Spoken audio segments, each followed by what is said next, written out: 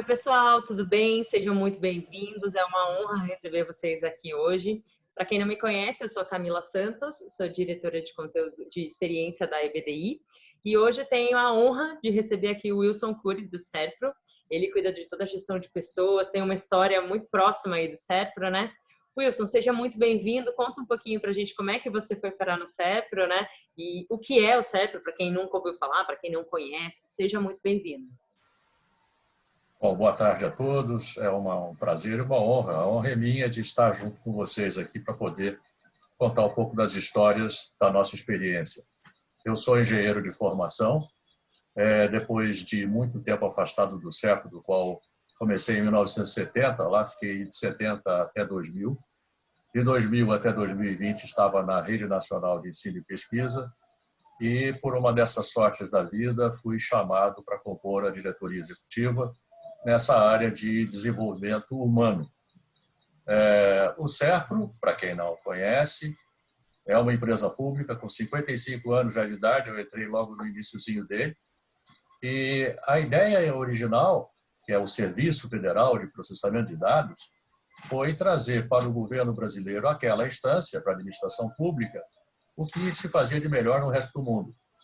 Então, uma das condições da existência de uma empresa pública naquela instância era a transferência de tecnologia. Era isso que interessava para o Brasil, né? As pessoas pouco conheciam sobre esse novo mundo da informática que movimentava as coisas, né? Então, é mais ou menos isso, quer dizer, essa minha trajetória desses últimos 50 anos está muito vinculada a essa área de tecnologia da informação e comunicação, como modernamente a gente chama essa nova infraestrutura. Legal. A gente sabe que o escopo do Serpro hoje é muito mais do que processamento de dados só, né? Você pode contar brevemente o que faz, enfim, para que a pessoa possa conseguir aterrissar mais a ideia do quão valoroso são as coisas que têm sido feitas? Bom, o Serpro, como empresa pública, o nome está dizendo, ele foi voltado, construído para atender a administração pública federal, essencialmente a federal, né? Hoje a gente é repositório de tudo que a gente falar em transações que ligam CPF, né, e o CNPJ, ou seja, pessoas e empresas nacionais, todas elas transitam de alguma forma, deixando um grande acervo de informações à disposição do governo para poder estabelecer políticas públicas em várias áreas. Então, o Serpro tem agora uma nova missão. A nova administração, que começou lá no ano passado, junto com o novo governo, ela tem uma obrigação de fazer a transformação digital do Estado brasileiro. Essencialmente, é essa a grande missão a qual nós estamos engajados e para que possamos trabalhar nessa nova direção. Ou seja, novas tecnologias, novas formas de abordar o problema do entendimento do que é a inteligência de negócios aplicadas à administração pública. Basicamente, é isso que a gente está se reorientando. E nessa direção tem uma porção de novidades na área de tecnologia. Bom, já entrando em novidades, tá? Antes de começar a perguntar como é que foi a pandemia, como é que vocês foram pegos, uma das coisas que eu li recentemente que eu achei assim, fantástico, eu já conheci o BioValid e eu sei que vocês disponibilizaram isso porque muita gente tinha que fazer alguma autenticação de coisas presencialmente e para evitar isso vocês colocaram esse serviço gratuitamente à disposição. Você pode contar um pouquinho dessa ação, né? Como ela foi pensada, se foi rápido, não foi? Isso foi muito rápido, inclusive. Reconhecimento facial, etc., é algo que já se estuda e já se define já há algum tempo, né? Então, tem muitas coisas que já eram feitas com essa tecnologia. Agora, uma tecnologia dessa, embarcada para sistemas de governo, é a grande novidade. De que forma a gente pode propiciar à sociedade e ao cidadão formas mais simples dele poder estar servindo com suas informações para essa formação de políticas públicas. O BioValid é reconhecimento facial, essencialmente, né? Onde você tem algoritmos que expressam a sua presença. Então, muitas das coisas que antigamente a gente usava, certificados digitais, etc., perdem um pouco do seu valor diante de ferramentas desse tipo, onde a biometria é a essência do negócio, né? E, para isso, você economiza tempos gigantescos em todos os processos. Isso está dentro da filosofia também do governo de menos Brasília e mais Brasil. Significa diminuir o tamanho do Estado, fazer mais com menos, todo esse esforço que a gente está levando adiante. Legal. Bom, como usuária, eu fico muito feliz, viu, Wilson? Eu já tenho a minha habilitação digital, então, onde eu não preciso mais andar com o papelzinho para cima e para baixo, só preciso ter bateria, né? Então, acho que recomendo para quem não baixou ainda a sua habilitação digital. Ou seja, uma solução vem um problema adicionado, né? Sempre temos esse tipo de trade-off que a gente tem que trabalhar. Tá? Mas esquecer o celular é mais difícil do que esquecer a habilitação, carteira, essas coisas, né? Bom, devaneios à parte aqui, deixa eu te perguntar um pouco agora. A gente sempre se pergunta como é que as companhias foram pegas, se elas foram pegas de surpresa, se por ser uma companhia de dados, por exemplo, hoje essencialmente de dados, vocês conseguiram de alguma forma prever alguma coisa, ver que ações melhor tomar? Como é que vocês foram pegos com essa pandemia? Eu sei que você cuida de pessoas, mas eu acho que a engenharia aí no seu DNA deixa você pensar tudo muito processual, né? Então, como é que vocês foram pegos a pandemia, primeiras ações, o que vocês estão fazendo agora e como é que vocês veem já o amanhã? Então, toda essa jornadinha, se você puder dar um overview aqui para a gente. É realmente surpreendente o que essa crise terrível, né, que está ceifando vidas, etc., colocou como desafio para quem trabalha com pessoas. Nós conseguimos mobilizar de uma maneira extremamente rápida e transferir todos os nossos empregados das suas sedes, dos seus locais normais de presença, para dentro das casas. Hoje, o CERP está trabalhando quase que 98% do seu contingente de funcionários, que hoje são cerca de 7 mil no quadro interno e 2 mil pessoas que estão trabalhando fora do CERP junto aos nossos clientes, fez com que isso acontecesse em 10 dias. Nós estávamos todo mundo operando em suas casas e residências. Então, isso transformou de forma radical a maneira como a gente olha as relações de trabalho. O nosso pessoal, lamentavelmente, tivemos alguns falecimentos, algumas perdas.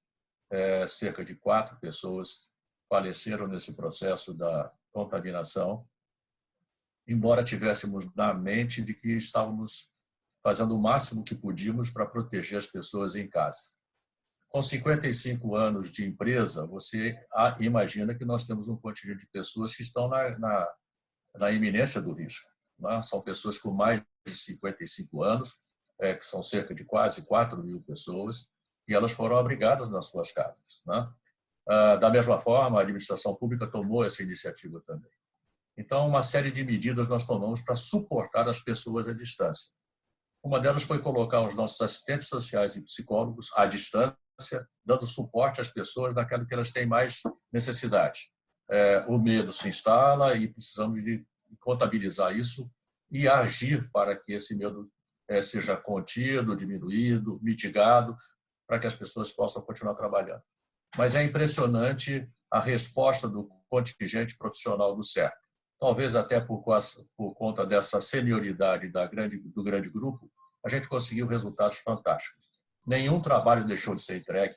Nessa emergência, por exemplo, da Caixa Econômica, onde a gente teve que pagar um bônus, né, para as pessoas ficarem em casa, principalmente esse povo mais desassistido, o CERP teve um papel importantíssimo, dando suporte à DataPrev para fazer o processamento desses dados, a reconfiguração dos CPFs de muita gente que esqueceu que isso seria uma necessidade de futuro. Então, nós temos hoje quase 20 milhões de CPFs foram reabilitados, simplificados, sem perder-se a segurança de que alguém pudesse se aproveitar dessa pequena quantia, que para eles é uma grande quantia, quase questão de sobrevivência nesse período tão difícil. O CEPRA, então, foi pioneiro nisso, né? E nesse trabalho, tudo do dia para a noite, trabalhando em casa, poucas pessoas que trabalhavam na operação de sistemas, na sustentação das máquinas. Nós temos 2 grandes data centers, um em São Paulo e outro em Brasília, operando à distância. A produtividade, eu diria até que aumentou, porque acho que o poder da concentração, né, no trabalho em casa, você deve estar vivendo isso também. Eu nunca trabalhei tanto, né? A gente se vê quase que contaminado 24/7 trabalhando sem parar. Isso aconteceu. A responsabilidade das nossas pessoas, por conta desse perfil desafiador de todos os nossos trabalhos, colocou isso em foco. eu acho que a gente está tendo um excelente resultado. Continuamos trabalhando em casa, não sabemos quando é que vamos voltar ainda, não fixamos isso. O plano de saúde, que seria um outro foco da nossa conversa aqui, está operando de maneira bastante interessante. Diminuiu-se a ida voluntária ao médico. O médico funciona de duas maneiras, né? Às vezes para curar males que existem mesmo, são reais, e às vezes até para serem confessores, para diminuir o estresse que as pessoas vivem. Então, a gente viu quando protegemos, colocamos assistentes sociais, colocamos os nossos psicólogos à disposição do grupo, quando avisamos a todos, se precisar de um teste de coronavírus, nós vamos habilitar no Brasil inteiro e habilitamos imediatamente uma vinculação com uma clínica ou uma casa de saúde ou um hospital para que esse teste pudesse ser feito. Então, uma série de coisas foram montadas. Isso é um FAQ enorme, através do WhatsApp e através das nossas redes sociais, colocamos à disposição, falando exaustivamente sobre o trabalho, como trabalhar em home office, e sobre o coronavírus, como se proteger, como se defender. Wilson, nesse momento a cada semana equivale a um ano quase, a sensação, né, de coisas para fazer, de cada hora surge uma ideia, que é muito importante, né, até para as pessoas realmente não surtarem em suas casas. Falando um pouco de pessoas, a gente falou muito aqui dos colaboradores, e a gente sempre costuma perguntar o que as empresas têm feito, se tem feito, obviamente tem muita empresa que não consegue fazer, até porque tem tanta coisa acontecendo dentro da própria empresa, imagino que, certo, por exemplo, você me falou aqui quantos colaboradores, eu falei, meu Deus, imagina a comunicação interna disso, a necessidade, enfim. Mas vocês têm feito alguma ação para a sociedade, além de, obviamente, como é uma empresa do governo, a gente já sabe que tem muitas coisas sendo feitas, mas tem algo que seja feito para trazer luz para a sociedade nesse momento? Alguma ação social? Eu diria o seguinte, quer dizer, o lado perverso da tributação, todos temos que pagar o imposto, e o nome está dizendo, né? É aquilo que é imposto. Esse é o grande benefício para a administração pública como um todo e talvez para a sociedade brasileira. Quando a gente faz justiça tributária, a gente está fazendo, de alguma forma, algo que normaliza, no sentido estatístico da palavra, a forma pela qual todos nós contribuímos para o desenvolvimento do país. O CEPRO tem essa missão e, ao longo dos anos, ele é uma referência em tecnologia da informação e comunicação. Muitas pequenas empresas utilizam e usam, né, o conhecimento tecnológico que o CEPRO desenvolve ao longo desses anos todos, em prol das suas aplicações privadas, que visam lucro, que visam transações, que visam gerar empregos de forma produtiva. Então, o CEPRO tem uma missão por trás que já é isso. Como referência, como sendo uma das maiores empresas de governo do mundo, orientadas para a tecnologia da informação e comunicação, nós temos uma vertente de educação muito forte. Então, a gente é gerador de muita tecnologia também. Não apenas aplicamos, mas usamos a tecnologia de forma inovadora. Então, a inovação está no berço das coisas que o CEPRO faz. E a troca que realizamos com fornecedores, essencialmente, a gente está trocando esse conhecimento em prol da sociedade. Como grande guardião, né, dos dados pessoais, principalmente agora que nós vamos entrar na época do funcionamento da Lei Geral de Proteção de Dados Pessoais, o CEPRO é o grande guardião disso. Então, só o fato de estarmos lá, tomando conta disso, de tal maneira, preservando a segurança dessas informações, a inviolabilidade desses dados de maneira organizada e séria, né, como entidade autônoma, não visando lucro especificamente nessa guarda, isso torna a gente um elemento importante para a sociedade. É assim que a gente considera e como a gente pode colaborar dessa forma. Por exemplo, dados não nominados, mas tecnologia embarcada, por exemplo, no Uber, você saber que o motorista que está te levando de um lado para o outro, ele foi identificado previamente e você tem condições de rastreabilidade para qualquer emergência ou necessidade específica. Então, só para citar um exemplo, né? O BioVale, você já falou, a Carteira Nacional de Habilitação Digital, você já falou. Então, tem uma série de coisas que vão para a sociedade, são direto para a sociedade.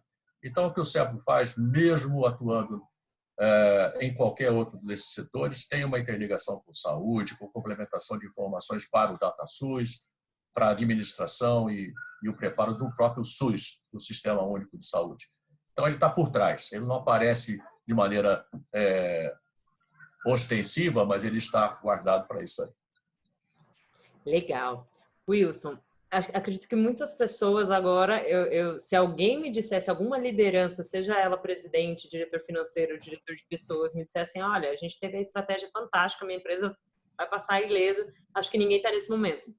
Todo mundo está no momento de buscar insights que vão ser legais para construir esses tijolinhos, esse muro do amanhã, né?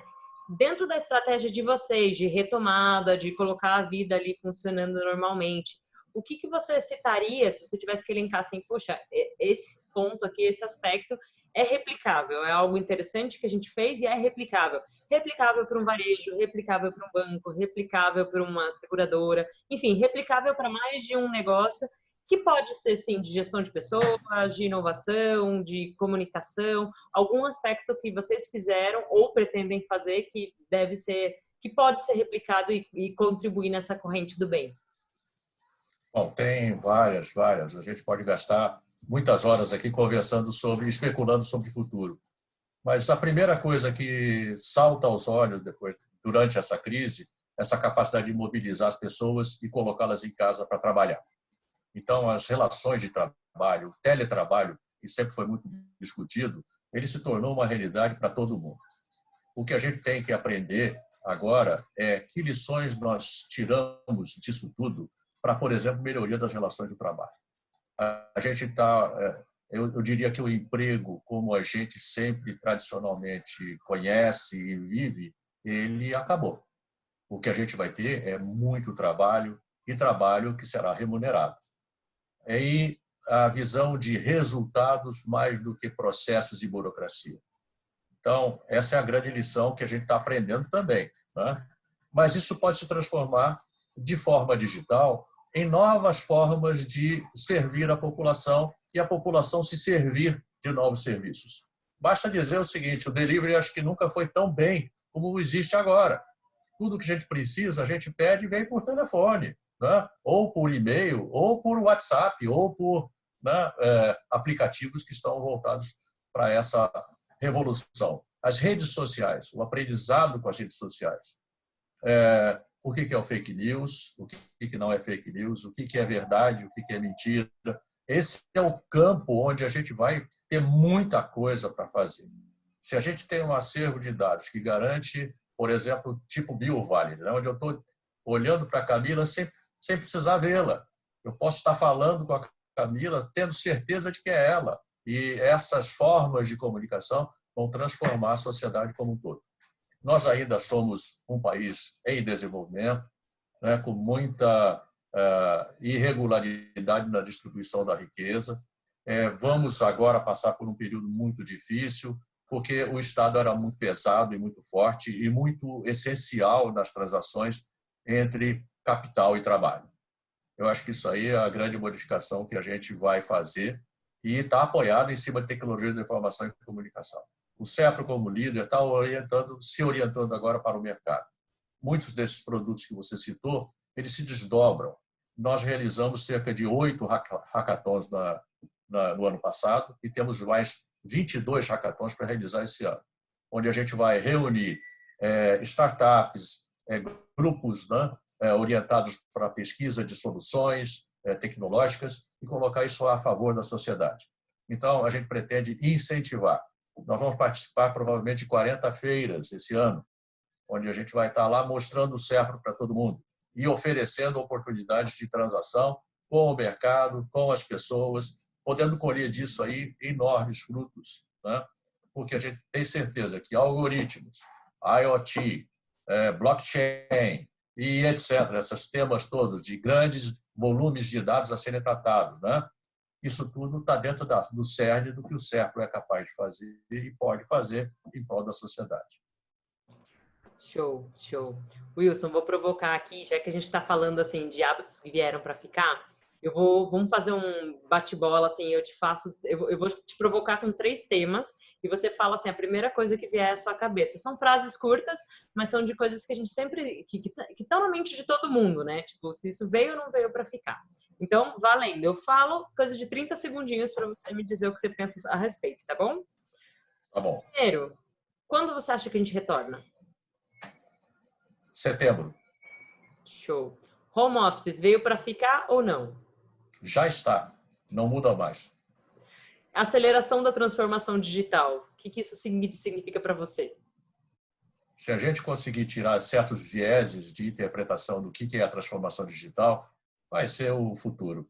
Eu me preocupo muito com um problema chamado educação. Não sei se eu vou passar os 30 segundos que você pediu. Não, fica à Mas a vontade. educação fundamental tem que ser atacada seriamente com tecnologia da informação digital. Hoje, meu neto, por exemplo, eu posso pagar para ele ir lá na cultura inglesa, aprender, codificar.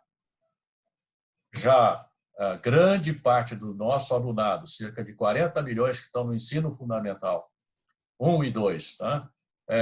Precisam ter na sua grade curricular tecnologia da informação e comunicação. Aprender a codificar, porque essa será a linguagem do futuro. Se a gente quer ser inclusivo para toda a sociedade, distribuir de maneira farta esse trabalho que será remunerado, tem que dar a esse público mais carente todas as mesmas condições que hoje a gente pode pagar por isso. Acho que é uma obrigação do Estado. E aí tem um papel onde o CERPRO pode se desempenhar com essa responsabilidade social de transmitir, criar um currículo de tal maneira que o aluno que termine a 9ª série, ele seja um programador júnior, vai programar para o mobile, vai programar jogos, vai colocar a inteligência aplicada a esses processos todos educacionais. Aí vamos dar condição de fazer uma inclusão digital real, né, com valorização das pessoas, com valorização para a competição dos melhores. Aí sim, a gente vai ter um país igual, do ponto de vista de que a informação foi disponibilizada para todos da mesma forma. Eu acho que isso é um objetivo de longo prazo, e qual, Camila, estou chamando você e todos os seus, né, para participarem dessa jornada da gente poder fazer isso acontecer na educação fundamental. Não, sem dúvida. Você falou aqui de tudo de tecnologia e acho que embarcado também na base deveria ter ética, deveria ter empatia, deveria ter um monte de coisas que são skills que a gente só se depara quando chega ali nos 17 anos, entrou na faculdade, precisa entrar num estágio e te pedem aquilo. E você fala, onde eu vou beber essa fonte? Você não faz ideia de onde buscar, né? E aí rala que rola, mas seria muito mais fácil ter isso imputado nas bases, seja ela mais rica, menos rica, enfim, acho que concordo em gênero, número e grau. Já topei, Wilson, a EBDI, todos os meus que estiverem assistindo, sem dúvida, concordam com isso, e acho que essa mudança, talvez a gente não deve esperar só o governo, mas a gente deva começar a levantar essas bandeiras, né? Perfeito. As empresas, de um modo geral, não só as empresas públicas, mas todas elas têm responsabilidade social no mesmo nível. Espero que essa nossa entrevista aqui possa motivar e estimular mais pessoas, né, a poderem participar desse esforço. Bom, Wilson, já arrumando aqui para o nosso final de bate-papo, eu falei muito de negócios, a gente falou do CERPRO, mas a gente não falou muito da figura Wilson, né? Então, Wilson, o que mudou na sua vida, a vida dos seus entes queridos? Com certeza você não está vendo com tanta frequência, você gostaria de sair. Eu adoro tomar cafés, né? Ir para cafés em lugares diferentes. Pô, estou me sentindo um pouco enclausurado. O que mudou na sua vida e dos seus entes queridos?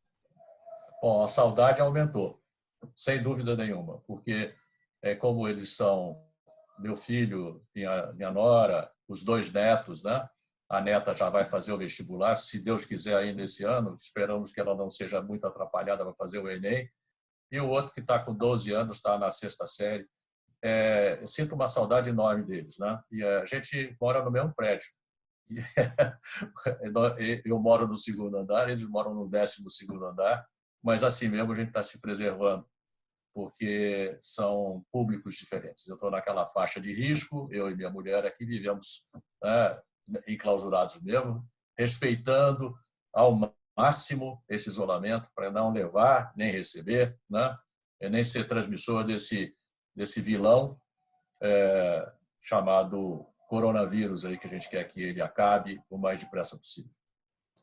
Então, o Wilson está triste porque está longe, mas essas facilidades da telecomunicação aplicada através da internet, né, nos permite mitigar um pouco dessa proximidade física, né, mas a emocional a gente está conseguindo manter, é telefone, é e-mail, é sessões de videoconferência.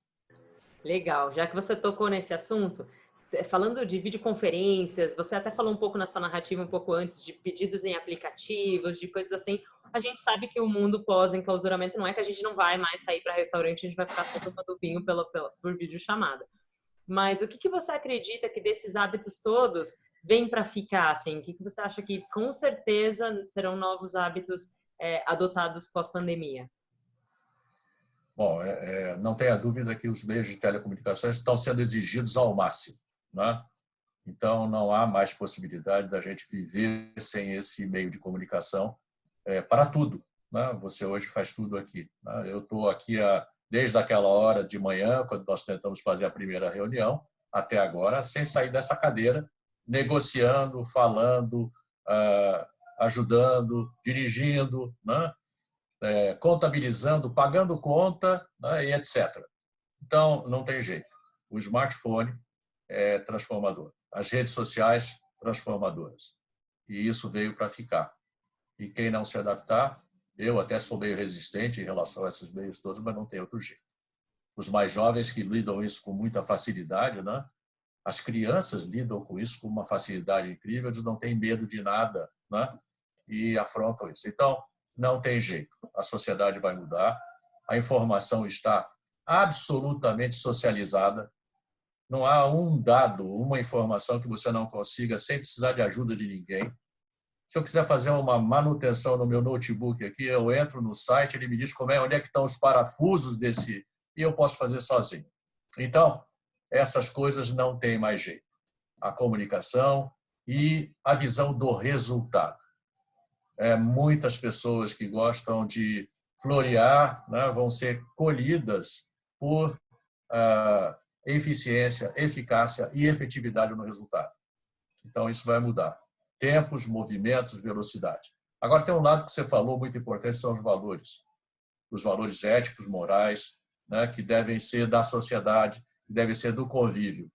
Esse é um lado que a gente vai ter que desenvolver, porque não pode ser somente a saga da corrida, pela informação mais rápida, mas, ao contrário, o que a gente tem que preservar da individualidade, do caráter, né, das boas práticas, da solidariedade entre as pessoas, né, desse lado humano, da humanidade e da qual nós estamos revestidos, né? A bondade, a caridade estão associadas a esse conjunto de coisas que a gente espera que isso não se perca, que isso seja sempre algo que esteja por trás de algum aparato tecnológico. É isso. Show. E falando em bondade, Wilson, vou te pedir aqui uma mensagem final aqui para a gente fechar com chave de ouro para aquele pequeno empresário, para aquele micro empresário, né? Então, a pessoa que tinha acabado de abrir um salão de beleza, quem tem faz bolos caseiros, todos esses que foram pegos de surpresa muito mais do que empresas maiores que têm um caixa para ter que equilibrar. Muitos deles não tinham nem o caixa para equilibrar, porque trabalhavam, né, vendiam o almoço para comer a janta. Como é que você deixa de mensagem? E aí eu não estou dizendo só a mensagem do que o CEPRI fez, mas da sua vivência toda, do Wilson, né? Então, o que você deixaria de mensagem especial para esses? Eu diria para eles, primeiro, não percam a esperança, né? Porque as crises estão aí para nos ensinar e a gente prestar muita atenção. Eu sei que alguns estão no nível da sobrevivência, sofrendo com muitas preocupações. A solidariedade, então, funciona nessa direção. Aqueles que podem mais têm que ajudar aqueles que podem menos. Eu acho que essa é a primeira versão. Aproveite e não esqueça, se você tinha uma diarista que vinha 3 vezes por semana e agora não vem nenhum dia, lembre-se dela. Sacrifique-se um pouco, diminua um pouco a sua despesa e pague a ela uma diária, pelo menos, para ela poder sobreviver enquanto essa pandemia... E se são empreendedores, eles jamais vão desistir. Está no sangue do empreendedor. Então, revigorem-se, não se esqueçam de que vocês são empreendedores, que vocês vão encontrar a saída. E a saída, existem milhares de maneiras usando a criatividade que está inata do empreendedor, né? Acreditem em vocês mesmos, tenham fé e isso vai passar. Sensacional, Wilson. Olha, te agradeço demais o seu tempo hoje de manhã, quando a gente tentou falar e não deu certo, seu tempo de agora, que com certeza contribui para muitas vidas, a gente nem tem a dimensão de quantas a gente pode tocar, mas é muito bonito ver o trabalho que vocês estão fazendo e é muito bonito ver o seu posicionamento frente a todo mundo que pode assistir esse vídeo. Então, te agradeço demais. Espero que o próximo encontro seja presencial, né? Se Deus quiser. Pode muito acontecer. E gratidão em nome da IBDI, em nome de todo mundo que vai te assistir daqui para frente. Muito obrigado, Camila. Foi uma honra e um prazer estar com vocês, tá? Tudo de bom. Sucesso e muita saúde. Fique em casa.